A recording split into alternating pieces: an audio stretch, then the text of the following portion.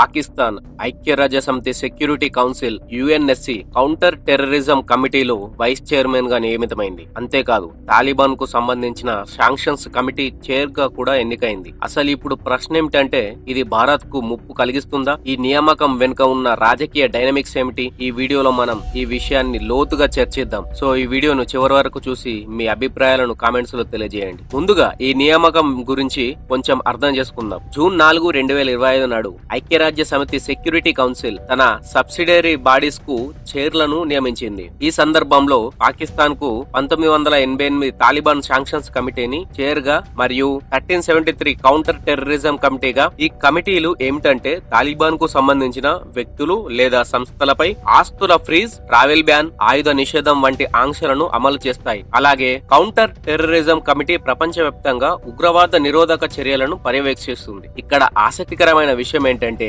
ఈ నియామకాలు యుఎన్ఎస్ లోని 15 సభ్య దేశాల ఏకాభిప్రాయంతో జరుగుతాయి. అంటే శాశ్వత సభ్య దేశాలైన America, China, Russia, France, UK వంటి దేశాలు కూడా ఈ నిర్ణయాన్ని ఆమోదించాయి. ఇప్పుడు ఈ నియామకం భారత్ కు ఎందుకు సమస్యగా కనిపిస్తుంది అంటే భారత్ గత కొన్ని దశాబ్దాలుగా పాకిస్తాన్ ను ఉగ్రవాదానికి మద్దతు ఇచ్చే దేశంగా ఆరోపిస్తుంది. 26/11 ముంబై దాడులు, ఇటీవలి పహల్గాం వంటి ఘటనలను భారత్ పాకిస్తాన్ తో ముడిపెడుతుంది. అలాంటి దేశానికి ఉగ్రవాద నిరోధ కమిటీలో కీలక పాత్ర ఇవ్వడం భారత్ కు ఇది షాకింగ్ గా ఉంది. పాకిస్తాన్ ఈ పదవిని దుర్వినియోగం చేసి బలూచిస్తాన్ లో జరుగుతున్న ఉగ్రవాద దాడులను భారత్ పై వేసే అవకాశం ఉంది. ఇది భారత్ కు రాజకీయంగా, దౌత్యపరంగా సవాలుగా మారవచ్చు. అంతేకాదు భారత్ గతంలో యుఎన్ఎస్సి లో ఉగ్రవాదులను గ్లోబల్ టెర్రరిస్టులుగా ప్రకటించేందుకు చేసిన ప్రయత్నాలను చైనా, పాకిస్తాన్ తో కలిసి అడ్డుకుంటుందని ఆరోపణలు ఉన్నాయి. మరోవైపు పాకిస్తాన్ ఈ నియామకాన్ని తమ దౌత్య విజయంగా చూస్తుంది. వారి అధికార ప్రకటనల ప్రకారం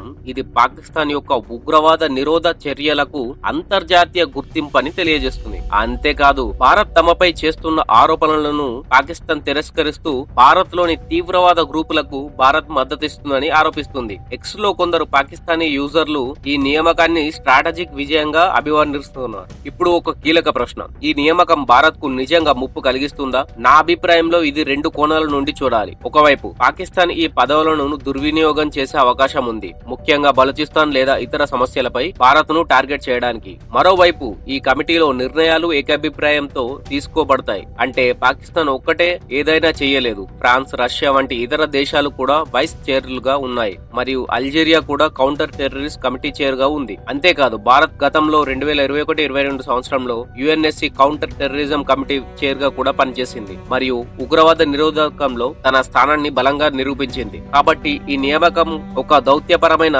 సెట్ బ్యాక్ గా కనిపించినప్పటికీ ఇది భారత్ కు పెద్ద ముప్పుగా మారకపోవచ్చు. సో ఫ్రెండ్స్, ఈ నియామకం భారత్ కు సవాలుగా ఉంది, కానీ ఇది అధిగమించలేని సమస్య కాదు. మీరు ఈ విషయంపై ఏమనుకుంటున్నారు? పాకిస్తాన్ కు ఈ పదవులు దుర్వినియోగం చేస్తుందని అనుకుంటున్నారా, లేదా ఇది కేవలం దౌత్యపరమైన సెట్ బ్యాక్ మాత్రమేనా? కామెంట్స్ లో మీ అభిప్రాయాలను తెలియజేయండి. ఈ వీడియో మీకు నచ్చినట్లయితే ఒక లైక్ చేయండి. నెక్స్ట్ వీడియోలో మరొక ఇంట్రెస్టింగ్ టాపిక్ తో మళ్ళీ కలుద్దాం.